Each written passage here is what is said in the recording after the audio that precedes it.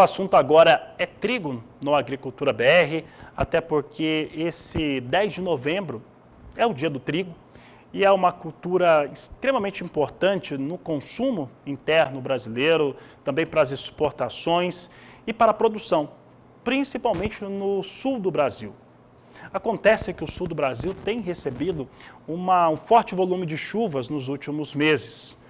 No Santa Catarina e Rio Grande do Sul, por exemplo, as duas principais doenças que atingem o cereal proliferam de uma maneira muito mais clara. E isso faz com que os prejuízos e a perca de produtividade ocorra.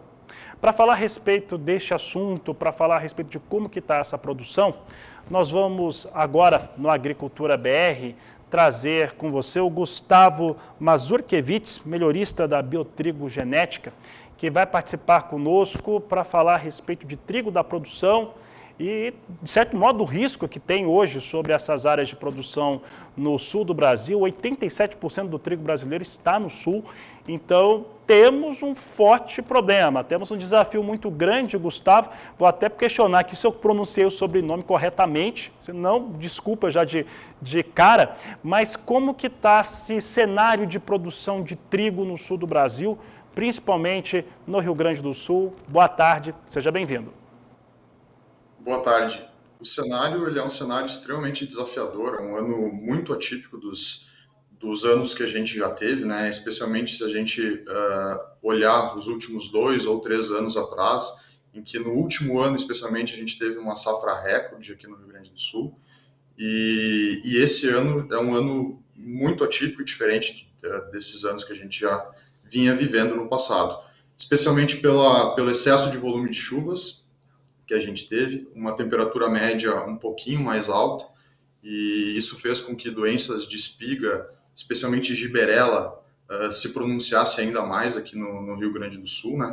E fora isso, as demais consequências da chuva, que são a redução do pH das lavouras, a redução da própria qualidade industrial, a germinação na espiga, que afeta diretamente a qualidade tecnológica do nosso produto.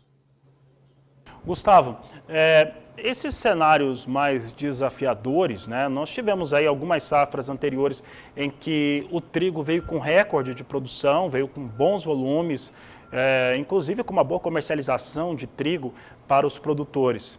Essa safra ela é diferente, ela é uma safra que automaticamente, por conta dos fatores climáticos, ela já tem um custo de produção maior.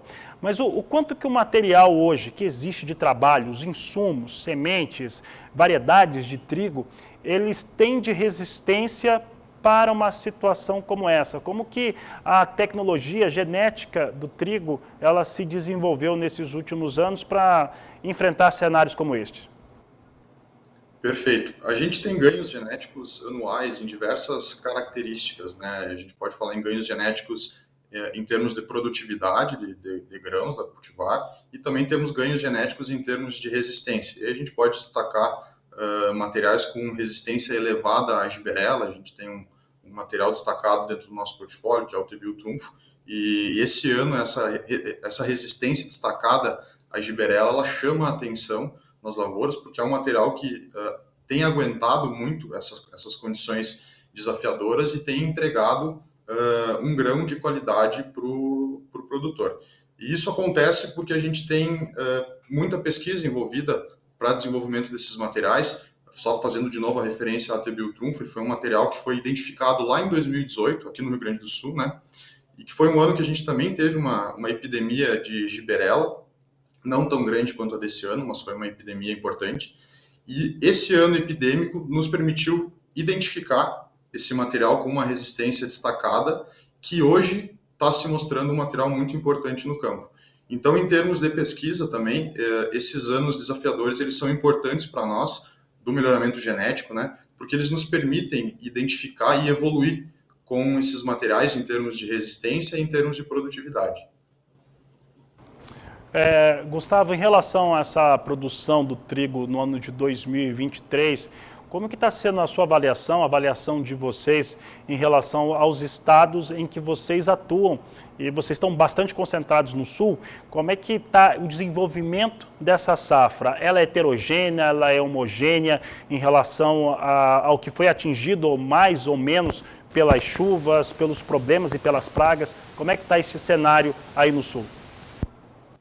Aqui no Rio Grande do Sul, os problemas eles são relativamente homogêneos, né, pelo excesso de chuvas. A gente teve algumas condições um pouco diferentes na região das Missões, no Rio Grande do Sul, uma região um pouco mais quente, que a gente teve problemas com brusone, que não é uma doença característica aqui do Sul, né? Ela acontece quando a gente tem um período de molhamento foliar ali ou molhamento da espiga acima de 10 horas, com uma temperatura média em torno de 25 a 28 graus. E como a gente teve essas chuvas e a temperatura média aumentou naquela região esse ano, em detrimento aos últimos anos, a brusone apareceu. Só para fazer um paralelo, a brusone é uma doença característica do Cerrado, né? E aí, quando a gente vem para essa região mais fria aqui do Planalto, a gente também teve alguns eventos de brusone nas áreas, né? Não com tanta intensidade quanto foi nas Missões, mas o que prolifera aqui, de fato, são os problemas causados por Gibberella e problemas associados à germinação na espiga, né? A redução do próprio pH e a própria germinação do trigo na espiga. Então, são esses dois principais fatores aqui na região sul que vêm acometendo a cultura. O estudo e tecnologia para essas principais doenças, essas duas principais doenças, como que ela tem sido feita e aplicada aqui no Brasil, Gustavo, frente a também as possibilidades que o trigo tem? Nós estamos num momento, né, já estamos há alguns anos num momento em que o trigo é uma das principais culturas, talvez a principal cultura de inverno no sul do Brasil, e começa a ter também tecnologia para desenvolvimento em outras regiões. Né? Então ele vai se tornando uma alternativa importante. Então, frente ao crescimento do trigo, e ao desafio que essas doenças têm, como é que está essa situação de trabalho com essas duas principais doenças que atingem o cereal?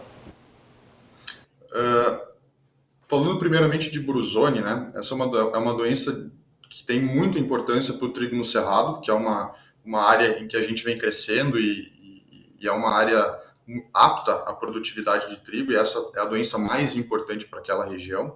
O trabalho em cima de brusone hoje talvez é uma das doenças que a gente mais evolui em termos de pesquisa.